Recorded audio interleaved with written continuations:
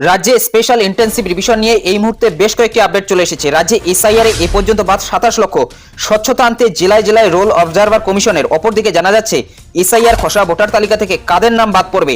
এক কথায় 9 ডিসেম্বরের খসড়া লিস্টে কাদের নাম থাকবে না সে বিষয়ে কমিশনের তরফ থেকে কি নতুন তথ্য এসেছে বিস্তারিত জানতে পারবেন। ভিডিওটি প্রথম থেকে শেষ পর্যন্ত কন্টিনিউ করুন। অপরদিকে বাংলায় এসআইআর নিয়ে আরো কড়া নির্বাচন কমিশন, কিছু আড়াল করা হচ্ছে, গর্জে উঠলেন অভিষেক। বেশ কয়েকটি আপডেট চলে এসেছে, বিস্তারিত জানতে ভিডিওটি প্রথম থেকে শেষ পর্যন্ত কন্টিনিউ করুন। তো ভিডিওটি শুরু করার আগে ছোট্ট একটি রিকোয়েস্ট, ভিডিওটিতে একটি লাইক করে দিন, চ্যানেলে নতুন হলে চ্যানেলটি সাবস্ক্রাইব করে নিয়ে পাশে থাকা বেল আইকনটি প্রেস করে অল নোটিফিকেশনটি অন করে দিন। যদি আপনি ফেসবুক থেকে ভিডিওটি দেখে থাকেন অবশ্যই পেজটি ফলো করতে ভুলবেন না। অন স্ক্রিন দেখতে পাচ্ছেন বলা হচ্ছে রাজ্যে এসআইআর প্রক্রিয়া আরো স্বচ্ছ ও ত্রুটিমুক্ত করতে কমিশন পশ্চিমবঙ্গের জন্য একজন স্পেশাল রোল অবজারভার নিয়োগ করেছে। 1990 ব্যাচের রাজ্য ক্যাডারের আইএএস সুব্রত গুপ্তকে এই দায়িত্ব দেওয়া হয়েছে। নির্দেশও জারি হয়েছে। এবার রাজ্যের প্রতিটি জেলায় আলাদা করে নির্বাচনী রোল অবজারভার নিয়োগ করেছে কমিশন। অপরদিকে জানা যাচ্ছে 12টি বড় জেলার জন্য 12 জন অভিজ্ঞ আইএএস অফিসারকে রোল অবজারভার পদে নিযুক্ত করা হচ্ছে। তাদের কাজ হবে জেলা স্তরে ডিও অর্থাৎ জেলা শাসক এবং ইআরওদের কাজ পর্যালোচনা করা, কোথাও ভুল হলে ধরিয়ে দেওয়া এবং এসআইআর এর প্রতিটি ধাপ যেন কমিশনের নির্দেশ মতো হয় তা নিশ্চিত করা। পাশাপাশি কোনো রাজনৈতিক দলকে সিওর সঙ্গে দেখা করতে হলে আগাম সময় চেয়ে নিতে হবে বলে বিজ্ঞপ্তিও জারি করা হয়।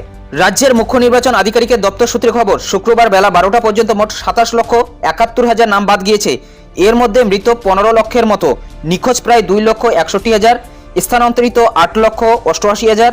এছাড়া ডুপ্লিকেট ভোটারের সংখ্যা 58,164। জাতীয় নির্বাচন কমিশনের তথ্য বলছে যে 12টি রাজ্যে এসআইআর প্রক্রিয়া একযোগে চলছে সেগুলির ক্ষেত্রে বড় রাজ্যগুলির মধ্যে পশ্চিমবঙ্গ শতাংশের বিচারে সব থেকে বেশি এনুমারেশন ফর্ম ডিজিটাইজ হয়েছে, যা 87.91%। প্রায় 6 কোটি 73 লক্ষ 68 হাজারের বেশি ভোটারের তথ্য ডিজিটাইজ হয়েছে বাংলায়। এদিন বেলা 3টে পর্যন্ত মোট ফর্ম জমা দেওয়া হয়েছে 7 কোটি 65 লক্ষ 5 হাজার 985টি, 99.83%। কমিশনের পক্ষে 6, 7 ও 8 নম্বর ফর্ম অনলাইনে দেওয়ার সময় আধার ভিত্তিক ই সাইন সুবিধা বাধ্যতামূলক করা হয়েছে। মূলত বুঝতেই পারছেন আপাতত প্রায় কিন্তু ফর্ম জমা দেওয়ার কাজ প্রায় শেষ পর্যায়ে এবং 27 লক্ষের নাম কিন্তু প্রায় বাদ পড়ে গিয়েছে এমনটাই কিন্তু জানানো হচ্ছে। এক কথায় খসড়া লিস্ট প্রকাশের আগেই কমিশনের তরফ থেকে এই তথ্যগুলো চলে এসেছে, যেখানে 27 লক্ষের মতো নাম কিন্তু ইতিমধ্যেই বাদ পড়ে গিয়েছে। এদের মধ্যে মৃত রয়েছে 15 লক্ষ 61 হাজারের মতো, তার মধ্যে স্থানান্তরিত অর্থাৎ যারা শিফটেড হয়েছে তাদের রয়েছে 8 লক্ষ এবং ডুপ্লিকেট প্রায় 58,164। এইভাবে কিন্তু ভাগ করা হয়েছে, প্রায় 3টি পার্টে কিন্তু ভাগ হয়েছে। প্রায় 27 লক্ষের মতো নাম ইতিমধ্যেই বাদ পড়েছে, অর্থাৎ তাদের নাম কিন্তু খসড়া লিস্টে উঠবে না। অন্যদিকে শহর ও শহরতলি ঘেরা দক্ষিণ ও উত্তর 24 পরগনায় ডিজিটাইজ হয়েছে 84 ও 79%। কলকাতা উত্তর ও দক্ষিণে ডিজিটাইজ হয়েছে 61 ও 65%। সিও দপ্তর সূত্রে জানানো হয়েছে খসড়া ভোটার তালিকা প্রকাশের পর মৃত, স্থায়ীভাবে স্থানান্তরিত, ডুপ্লিকেট এবং নিখোঁজ ভোটারের তালিকা আলাদা করে প্রকাশ করা হবে।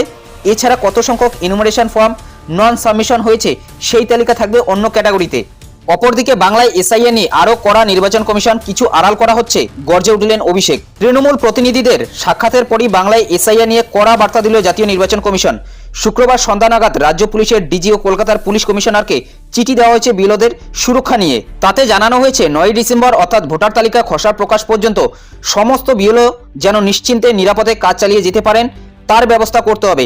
তাদের উপর যেন কোনো রাজনৈতিক চাপ না তৈরি হয় তাও দেখতে হবে। আর কমিশনের এই বক্তব্যেই ফুঁসে উঠেছে শাসক দল। তৃণমূলের সর্বভারতীয় সাধারণ সম্পাদক অভিষেক বন্দ্যোপাধ্যায় এক্স হ্যান্ডেলে পোস্ট করে অভিযোগ তুলেছেন নির্বাচন কমিশনের কিছু গোপনীয়তা রয়েছে, তাই রাজনৈতিক প্রভাব নিয়ে এ ধরনের মন্তব্য করা হয়েছে। যদিও তাতে বাংলার জনতা মাথানত করবে না বলে দাবি অভিষেকের। শুক্রবার বেলা 11টা নাগাদ দিল্লি নির্বাচন কমিশনে গিয়ে 5 দফা প্রশ্ন রেখেছিল তৃণমূলের প্রতিনিধি দল।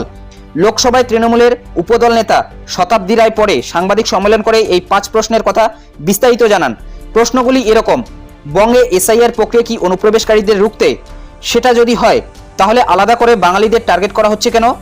দেশ জুড়ে বাঙালিদের উপর আক্রমণ করা হচ্ছে কেন? মিজোরাম, ত্রিপুরার মতো রাজ্যে কেন এসআইআর হচ্ছে না? বলা হচ্ছে অবৈধ ভোটার বাঁচতে এসআইআর, তাহলে এই অবৈধ ভোটারদের দ্বারা নির্বাচিত মোদী সরকারের বৈধতা কি?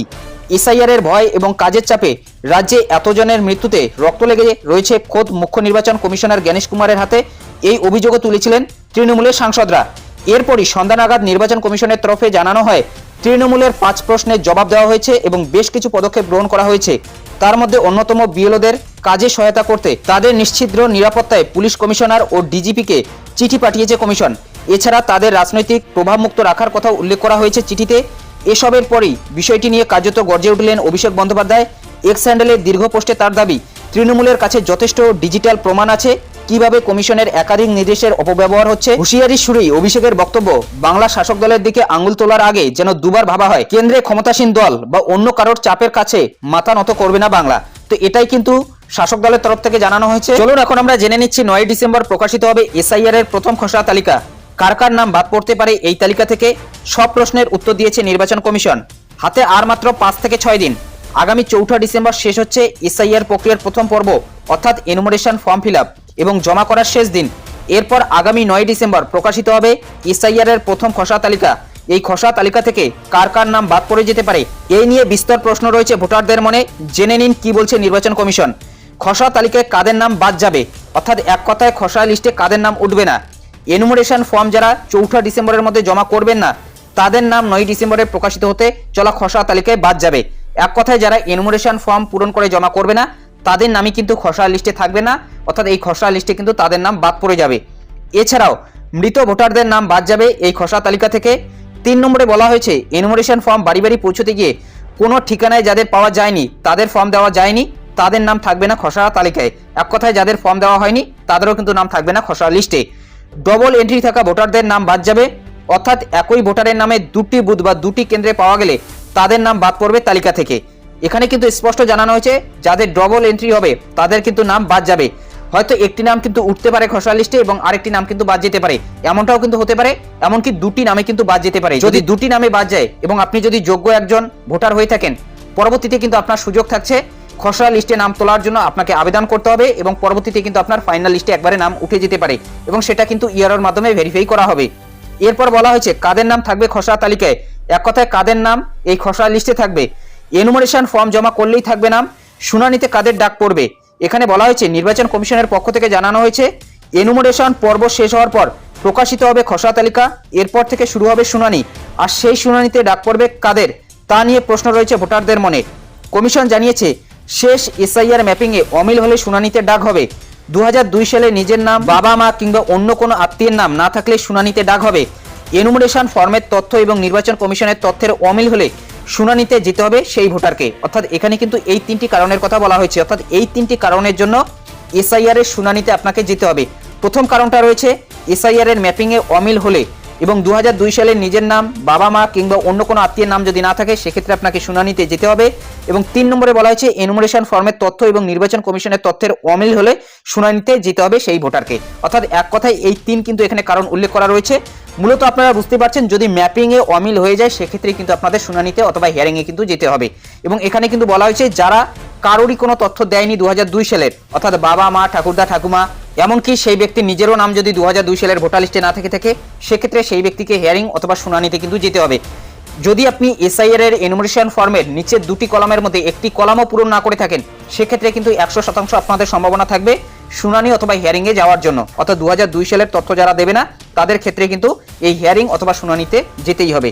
এবং তাছাড়াও বেশ কয়েকটি কিন্তু কারণের কথা বলা হয়েছে। যদি 2002 সালের তথ্যের সাথে অমিল পাওয়া যায় সেক্ষেত্রেই কিন্তু, অথবা যদি ম্যাপিং করতে সমস্যা হয় সেক্ষেত্রে কিন্তু আপনাদের ডাকা হতে পারে অথবা শুনানিতে যেতে হবে। এই কয়েকটি কারণের কথা বলা হয়েছে এবং কাদের নাম বাদ যাবে সেটা কিন্তু উপরেই জানানো হয়েছে। তো এই কয়েকটি আপডেট ছিল। এই বিষয়ে আপনাদের কি মতামত অবশ্যই কমেন্ট বক্সে জানাতে ভুলবেন না। যদি ভিডিওটি ভালো লাগে একটি লাইক করে দেবেন, চ্যানেলে নতুন হলে চ্যানেলটি সাবস্ক্রাইব করে নিয়ে পাশে থাকা বেল আইকনটি প্রেস করে অল নোটিফিকেশনটি অন করে দেবেন। যদি ফেসবুক থেকে ভিডিওটি দেখে থাকেন অবশ্যই পেজটি ফলো করতে ভুলবেন না। তো ভালো থাকবেন, সুস্থ থাকবেন, দেখা হচ্ছে নেক্সট ভিডিওতে।